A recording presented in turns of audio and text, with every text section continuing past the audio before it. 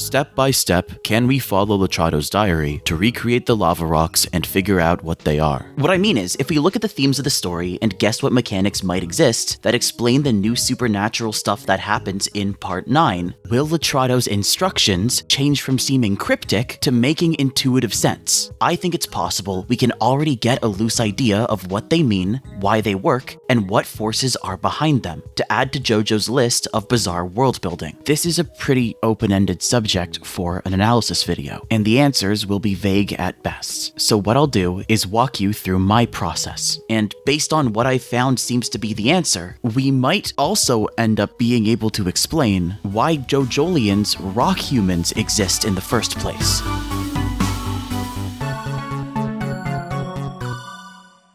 Line 1 of Latrato's diary instructions, according to the fan translation at least, is God expresses all of this world with numbers. There's not a lot to go off of, so at first, I thought this could mean one of three things. Latrato could be talking generally about a mechanic of the universe. He could be describing a specific phenomenon that's tied to the lava of Hualalai, given what he says in a later line, or what he could have meant by this phrase was that he attributes a specific phenomenon to a specific entity that he identifies as God. Fortunately, it does seem like this is clarified in lines 2 and 3, with numbers control the flow of this world, and God is the lava of Hualalai. But personally, I would hold off on assuming that these two lines only exist to add context to line 1 for certain. Instead, I'll look to see if there's a theme that could be represented by a mechanic that might subtly be referenced by the story so far, and also explain all of these three lines, whether or not 2 and 3 build on line 1, because they could also only exist to define it.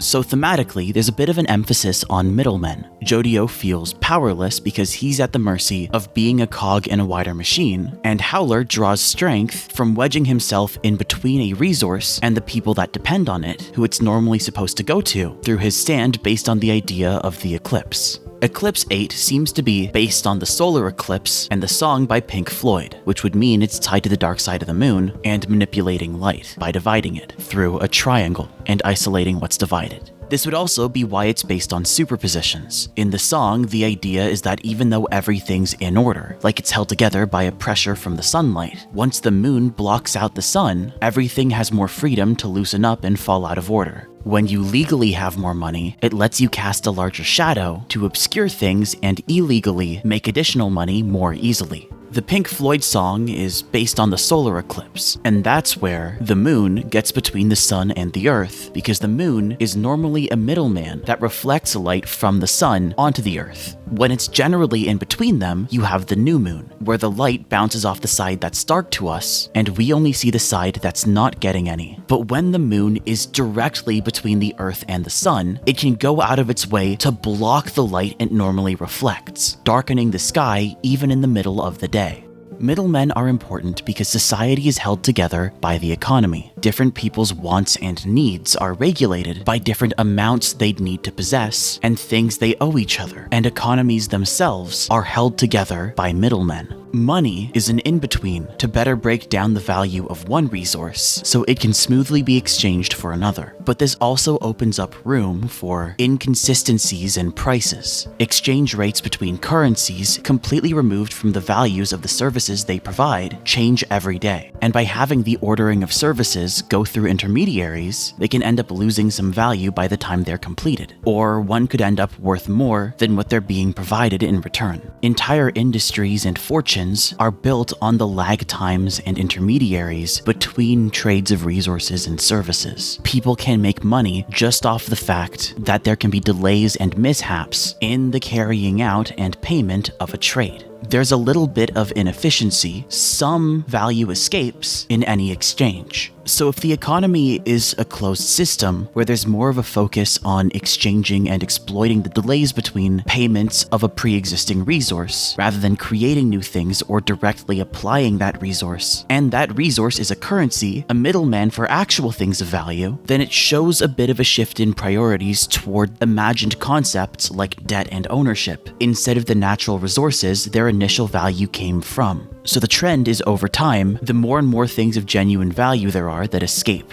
and everyone equally enters a sort of debt. Currencies and commodities do help organize and smoothen exchanges, so there is a healthy middle ground, a balance between having intermediaries that exchanges revolve around and not. But no system is 100% efficient, so the more middlemen and layers of invented systems there are maintained by people over the passage of time in order for an exchange to take place between two individuals, the more the values of those pieces of the exchange are unfortunately going to be lost in transit and through mishaps, through a sort of entropy. It's easier for mass production and automation and for quantifying things as numbers to break things of value down into equal-sized bricks, but you lose some efficiency from the original one-to-one nature of direct trades and services between people. But because people nowadays are already born in a terrible economy with debts and low chances to earn their own personal fortunes, they're incentivized to make more middlemen and layers of systems whenever they can, because you can earn so much more by being in control of the flow of resources between people, as you're a foundation of a new level of service they rely on, and it gives you ease of access to double dip and skim some extra money from all sorts of exchanges taking place through your service. The more layers there are, the more cracks for money to slip through. And so, the overall trend is that the world gets worse and worse off for 99% of people. When the system is already inefficient, individual people become desperate and make it even worse by creating their own opportunities to siphon money through the needless shuffling required to make genuine exchanges. Stuff like tips and subscription services and automated online vendors. Because people jump at short-term conveniences, loans with interest, and gold rushes that are basically lotteries, where one person gets out really big by providing an opportunity for a bunch of people to compete with each other, contributing to the cycle.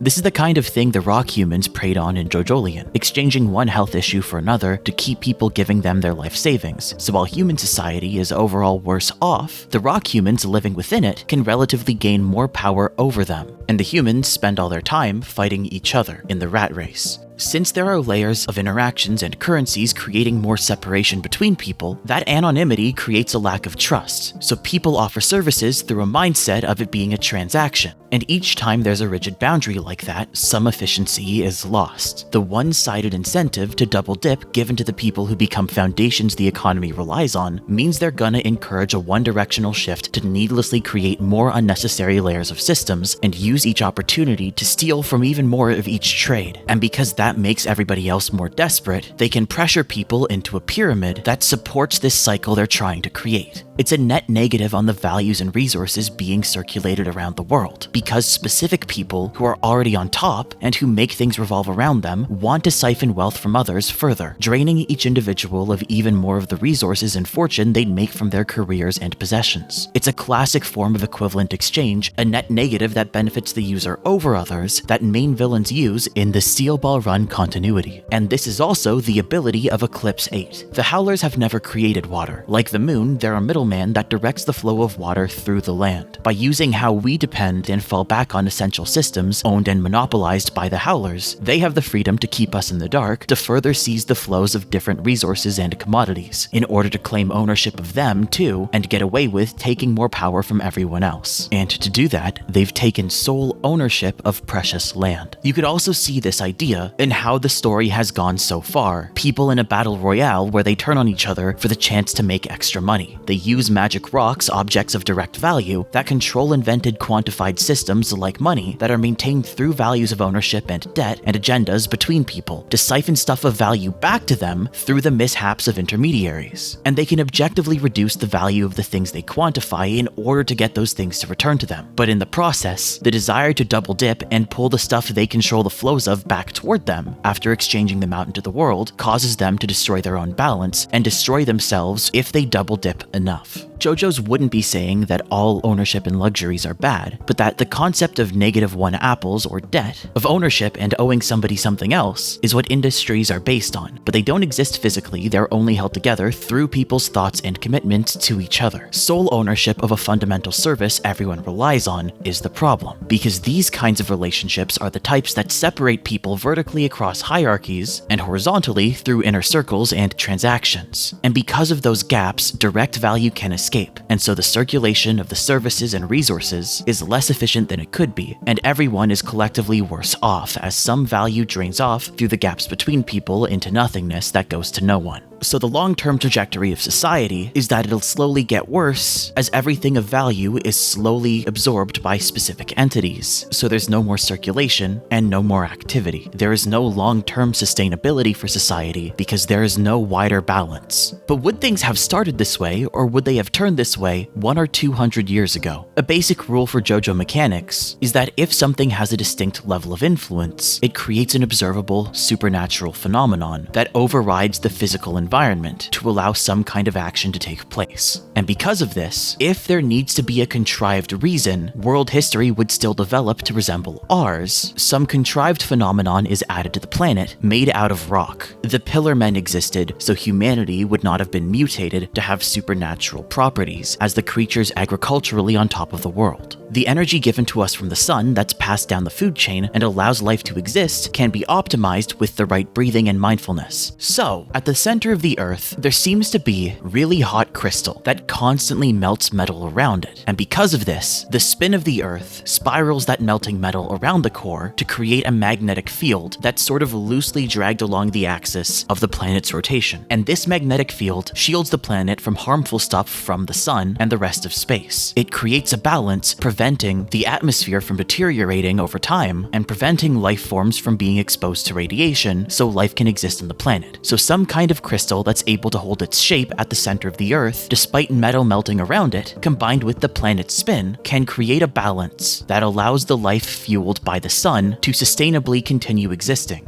as time passes. So let's say that this crystal at the core of the Earth is supernaturally empowered by JoJo's core mechanics. Just like the sun does for carbon life forms on the surface of the Earth, this crystal spawns silicon life forms underground. And just like the magnetic field, the activity of life on Earth is kept sustainable by a balance made from the two types of life forms that act as positives and negatives. The silicon creatures are like a nucleus of protons, so they're the positives that are naturally able to be blessed and fortunate by the environment surrounding them. And the carbon life forms on the surface are the negatives. They need to expand to directly acquire resources, but their activities are designed to revolve around and be caught within the pull of the positives at the Earth's core. If the JoJo Lands is about sustainability and balances created by the relationships of positive and negative pieces, it fits with this Steel Ball Run continuity's types of messages and moral advice. JoJo's has always been a story with a moral that's made amendments every single part. Appreciate what you have, but sometimes etiquette can hold you back, so make doing the right thing such a natural part of you, you can do it organically and in unorthodox ways, but don't just rely on instinct, still deliberately make an effort to be as efficient as possible and do what you can before it's too late. But even if you don't have the power to achieve what you want on your own, you can be a supporting role and draw strength from a larger system like society. But when society fails you and your situation seems predetermined and hopeless, for all you know, you can be on a predetermined path that seems impossible, but then at the last minute has everything open up to achieve the goal you want. But don't let that advice enable manipulative tendencies by exploiting forms of fate. If the situation really does seem hopeless, pass the torch to somebody else who can squeeze through a blind spot you can't fit through. Everyone should be in this together.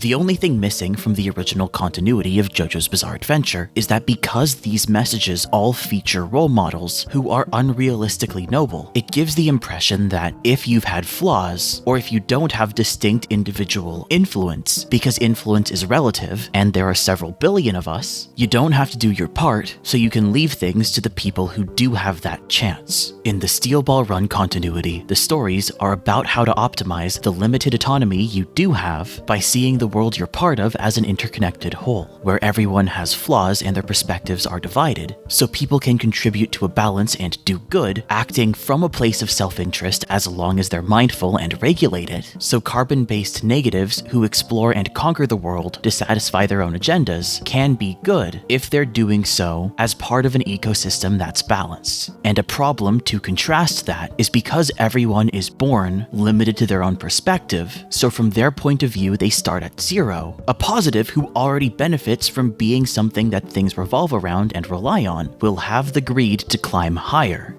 This would give us an explanation for where the rock humans came from. One trait of the rock humans is that they're allergic to mangoes, and that they love honey. But with this model, these dietary traits make perfect sense. A mango is a stone fruit. The seed inside of it is walled off within the core, and vulnerable to the elements without that wall. And mangoes, specifically, symbolize prosperity, divine origin, and positive energy. Meanwhile, honey is made from the labor of others, creatures who sacrifice autonomy to work as a tight unit. So if this is taken advantage of by a third party that just siphons off some of the stuff they produce for their own sustenance, then it's just like what the rock humans do. Rock humans like honey because opposites attract, and rock humans are allergic to mangoes because same charges repel. Now, because same charges repel, all the silicon creatures crammed in the Earth's core would repel each other, so the ones at the very center would repel the others to the surface through various vents at the bottom of the ocean floor, creating a hierarchy of the positives. Rock organisms were then able to develop alongside carbon ones on the Earth's surface to specifically have the trait of always winning games of musical chairs.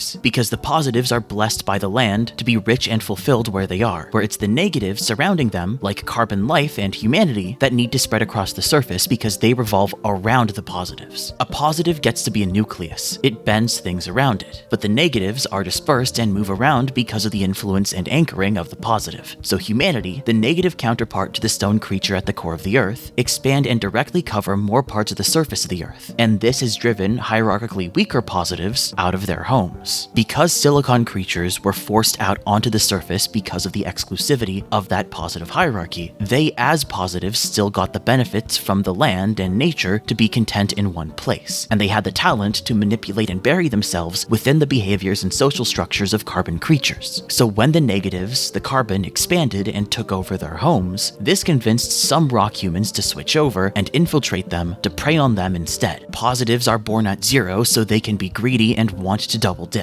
They're attracted to the negatives even though the wider system only works if they're far removed between and underneath the negatives as a nucleus. So if a nucleus wants to physically climb higher or grow larger so it can physically reach and make contact with the negatives that revolve around it, this would both explain everything about the rock humans and also what would be going on in Hawaii. Because a big idea in the Steel Ball Run continuity is that negatives like humans interact with the world and take a posture based on what they prioritize or choose to learn about from a place of self-interest, and the protagonists find a balance where they can do that, but to contribute to a wider helpful goal and right wrongs, every main JoJo has an ability that's a small-scale form of the type of equivalent exchange and bad mechanism imposed by the main villain of their part, but it's used in a way that counteracts and frees people from that system. Johnny takes on risk by sacrificing his nails. He dips into the red so he can hit someone from farther away and regrow them back. So it's not to the degree of Valentine's needless sacrifice. And Josuke traps and redirects things, but only temporarily to untangle larger chains. Because Jodio's ability would work by temporarily separating bonds and splitting positives and negatives to cross a boundary and form even larger bonds on the other side,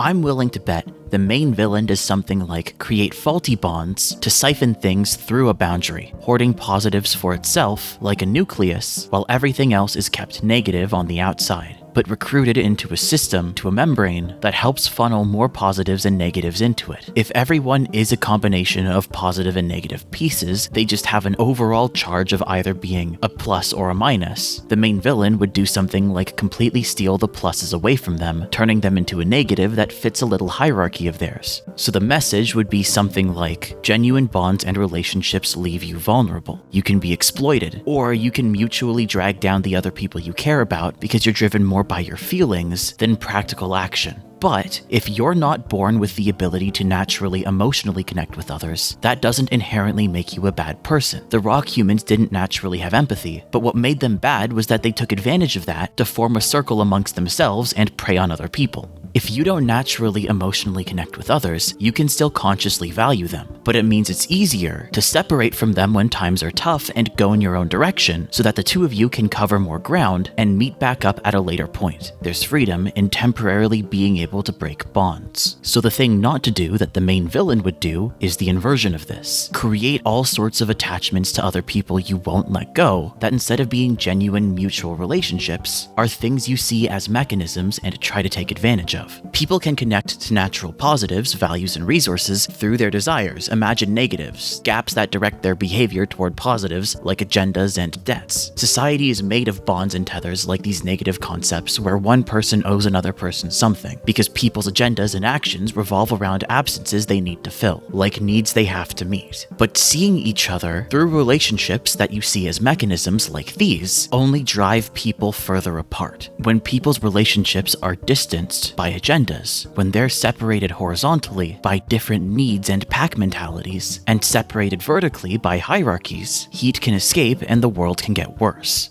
So the bad thing to do is make a web of distanced relationships with horizontal and vertical separations. And when you have a hierarchy, it takes the shape of a pyramid, because there can be less people the more powerful the rank. People will fight each other and weaken each other just to climb the ladder, hoping they do better than everybody else, kind of like a lottery where they hope they'll get the jackpot. The real winner of a pyramid scheme is someone who isn't even playing the game, but they made the whole thing as a way to get powerful through the struggles of other people. They're a foundation, which means they're simultaneously position-wise underneath and mentally floating untouchably above the labyrinth of that pyramid. And the whole thing exists to construct a passageway they can climb up through. So in reality, if there's some supernatural phenomenon that creates a pyramid scheme and recruits people into it, if you're the sole person that reaches the very top of the pyramid and you think you've won, it just means you'll be split apart for the foundation of the game to reach the world through. A pyramid scheme really takes the shape of a triangle with a split in the middle, so something at the bottom can rise to the top when it's ready. In other words, it's the shape of a volcano. The message that the main villain would be a cautionary tale for, like in parts 7 and 8, seems to be that humans should not form webs and pyramids for their relationships. The world is made from combinations and layers of mechanisms. You should not see your relationships as mechanisms and refuse to give people their autonomy. If you think you can recruit and take advantage of people forever, you're really a sucker for something larger that's maybe mentally above you, invisibly watching what you're doing, but physically underneath.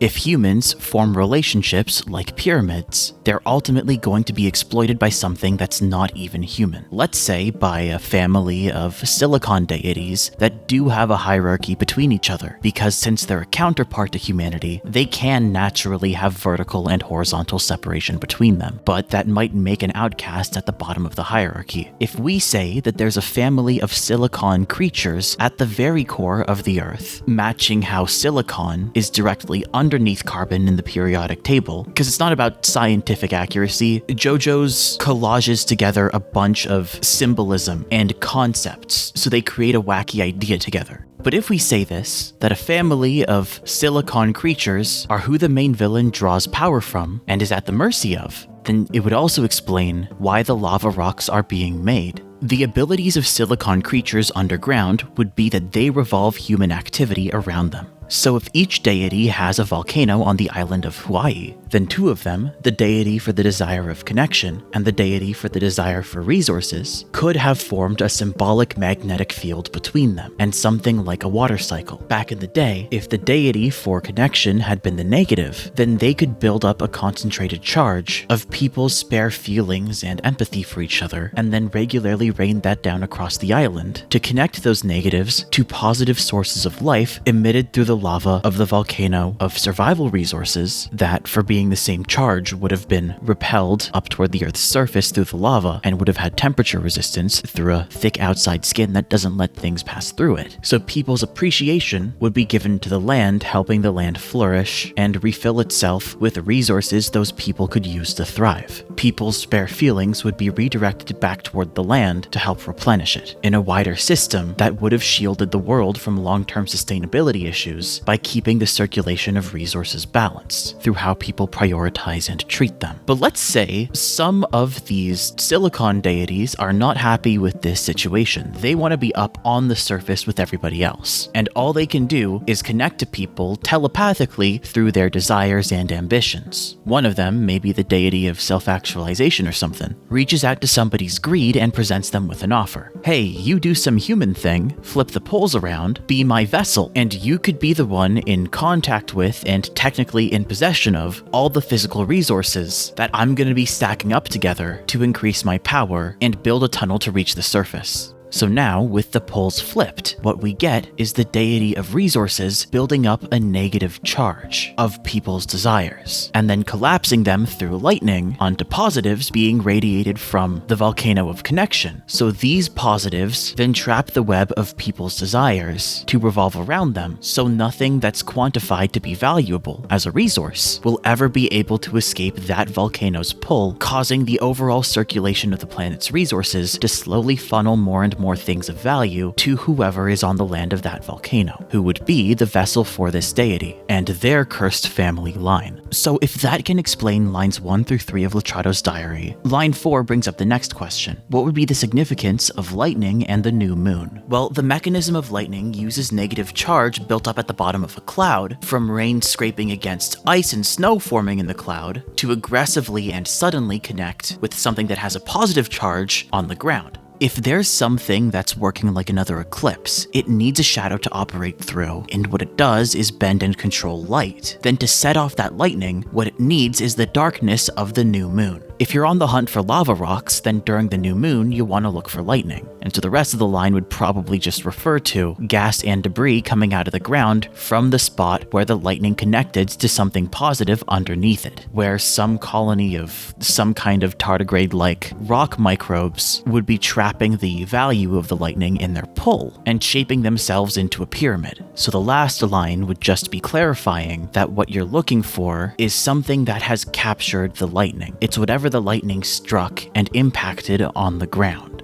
At least that's my best guess. Maybe the lightning is something else. Maybe all of this is something else. Only time will tell.